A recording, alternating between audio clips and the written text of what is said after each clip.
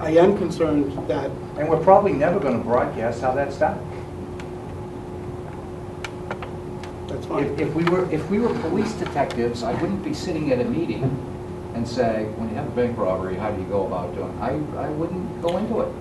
Well, then let's move on, because the question I have... No, I think that's important. I think it's very important that we've had our topology maps already posted on a public site.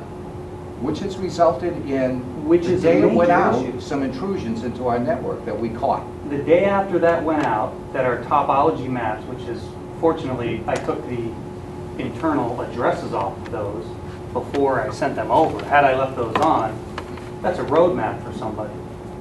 So now that those are out there, the day after those are out there, I'm getting reports from the filter on intrusions on the network. So we already have that as a major issue. And I can't believe those are posted. Somebody mentioned it to me and I said, you gotta be kidding me. We posted online our infrastructure Were maps. those marked confidential? I was asked to generate and provide information to the school. Those to my knowledge, So- here's the first thing I would say. That's Is, it. as a school board member, if you're going to produce something that's confidential, particularly the technical nature, you've got to tell me. That looked to me like a flow chart of, because I was interested in whether we had a Barracuda at each school and so forth. I never asked for confidential information, and it's not marked confidential. And frankly, from a technical standpoint, I'm not savvy enough to look at that and know that somebody can get into your network or not. So the fact that I posted it, that was public information. Unless somebody that's in the know is going to say otherwise, that looked like a flow chart to me, a tree. So I'm gonna say otherwise, that should be confidential. Well, I guess I would ask you why you released it. I was asked to by a school board member. No, No, I you told you weren't. to. Yeah. Then I guess it's Phil. Yep, it's my fault. Well, We're going to be more careful about what we release in the future. That was an error to release that. It was an error to post it. And essentially what it's done is it's advertised how you get around. And for people who know, Right. we did immediately have attempted intrusions. I don't know whether something like, oh, I'm going to test to see whether they'll catch it or not. Mhm. But you know where it came from. you had immediate attempted intrusions. Yes. Yes. Yeah, and I can tell you, I know one person that has attempted to get into your network from your lobby with smartphone To Now- do. to get around your harm? filter. No, to get around to test your filter to see if your filter is blocking certain sites. Really? Is that what you're considering attempted intrusion? So when was that? I'm not going to get into it. But so somebody was set up to I'm not going to come in and run testing? Now, Matt, you're putting words in my mouth. Interesting. No, Matt, you're putting words in my mouth. I am saying, Let's not put, wait a minute, let's not put words in either people's mouth. Right. It's just coincidence that we're Oh. telling you, we identified the attempted intrusion. So, and you may know that If- somebody intended to intrude, which means we know that. let me ask you this, what you're calling an intrusion. If I come in here with my We're not- smartphone in the lobby, Be careful. and I try to access a blocked website, is that what you're calling an attempted intrusion?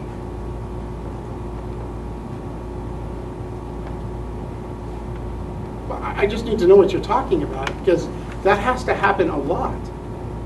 That people come in here with their smartphones, or they're waiting for their kids, and they're trying to go to a site that they normally can go to, but the school blocks it because it has I know. guns or something like that on there. Huh? I'm saying, what if it has guns on it or something? What has guns? The website. Say a website that a person's coming into his school, right, waiting for their child. Okay? Yeah. They're browsing the internet. Now, Yeah? it's my understanding that if you were to try to go to a website that sells like weapons, that would be blocked by Barracuda because they knock out, even police departments sometimes, because they mention certain weapon brands or weapon types and so forth. Yeah? So the filter says, no, you can't go there. Yeah? What I'm asking you, is that what you're considering an intrusion? that it's an attempted... That was not, I would not consider that to be intrusion. What we detected was something else. Well, We detected attempt to do harm. well, then that's not anything that I knew about. What- I don't know. I don't care.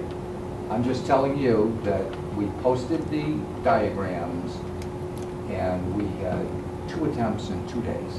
And do you have any way to link it to the fact that it was those diagrams, or that it happened coincidentally? No, it's just coincidental. Yeah, coincidental. And the nature of the intrusion was interesting. Okay. And that's as far as we're gonna go. Well, I don't really care to go any farther anyway. So, to get to the bigger picture here, is what we're talking about is that we have a wide open guest network to let anybody on, and then we block them from what they can do. Is that a fair assessment? Anybody that walks in here, any student, whether they sign the agreement, whether they don't, can get on our network, and then they are restricted by what filters and firewall procedures we put on them. Yes. On the Okay. guest network. Yes. Okay. Get on. So really, we can just say that's where we are, and I'm okay Yes. with that, okay? That's Because accurate. that's my concern, right? That's accurate. Okay. So my biggest concern is this. I look at BYOD as a privilege that we're allowing children to have here. And it's, to my understanding, we cannot individually, easily take that away. We cannot say certain student has abused his privilege and we are going to disallow his internet service. Well, on the devices. Right, We have done that. but physically. They don't, we Physically can't, take we it away. cannot block, we That cannot kid- shut his off. Oh, I don't know. If you know the name of the device, whether that's possible or not. Well, I guess what I'm saying is not on, can we easily do it on a routine basis so that if someone's abused their privileges, can we turn it off? What do you mean, turn it off? Not allow that device to go onto the internet or the network. That's a question. Yeah. So if we can, yeah, physically, and the kids are sneaking into school, it's pocket, Right. can we block that device? That's the question. No. No. Okay. That's one of the concerns that I have, because to me, with most other privileges that we provide in school, they can be taken away relatively simply, you know. And that seems to me that we are really treating that all as one big group, because you're not going to want to shut down the guest network because somebody has brought their device to school and they shouldn't. But on the other hand, we can't really say that they're not on. And these devices are of such a size sometimes that I don't know that we can even expect teachers to be able to tell whether kids have them. If somebody was toting around a big laptop, that's one thing. Yeah, and I respect that, Dave. That would be your position, that's not a question. I respect that. Some people are concerned about things like that. Some people are not concerned about things like that.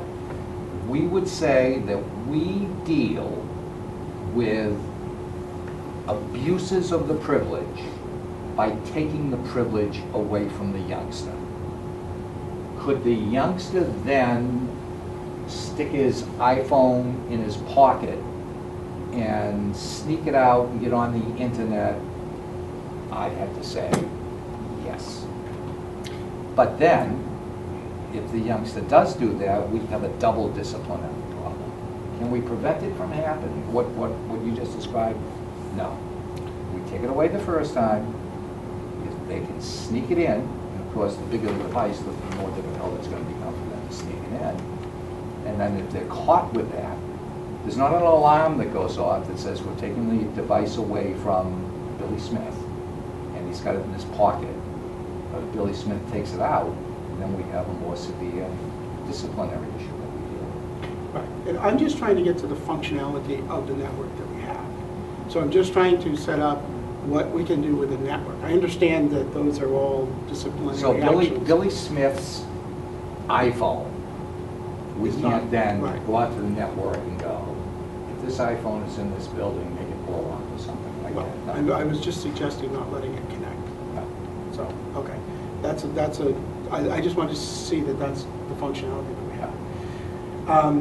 And we've talked about that we don't have the functionality to allow just, registered students on the network, correct?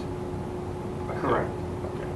Now, I guess my question is, because I do think that some of these things are important, and I'm not a technical person, if policy decided that we wanted to go this way, how far are we from it, technically? Is this a big job? Is this this is where I'm lost technically. So, Okay. To know. and there's two ways to do that. I just want to Yeah. understand before you answer what you're answering. You mean, what would we have to do technically to like register MAC addresses? Let me give you a scenario, Phil, and then that way you'll get it. So my student's going to come to school.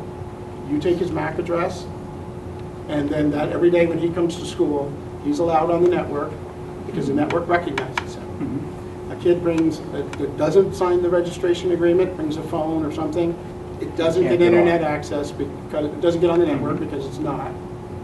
And the other feature for that would be, I would hope, that then if that registered student abused that privilege in any way, we could take that authentication away. We could not allow that phone to be on that network if he came in. Now, for myself, I have really, as a school board member, I have no will to provide public Wi-Fi. I don't think I understand the library has it and so forth, but I don't really think that we have a need to do that. That's my personal thing. So I have no problem with every device that comes on a network here being identified. And if it's a parent that comes here regularly and they want it to be identified, they could sign up for BYOD and we would know who they are. So what I'm asking is, if this were an accepted policy that we wanted to do, technically, from where we are now, how and how extensive would it be to get there? And that's what I'm trying to find out. So there's two ways you could go about doing it. And again, this is given some of the limitations that we have with the larger scope of the network. We're one domain, 3 school districts, okay? You can do this electronically through a device on the network that collects this information so that it's done for you, the MAC address is registered, and it's done all electronically. That's one way to do it. Or physically, you could have somebody who collects all that information up in the front office, and they give them the MAC address, or you include it on the registration process for BYOD. Here's their MAC address, and then that MAC address is put into your database. So in that database then, I guess traditionally you can think of it this way. There's different ways to manage a wireless network.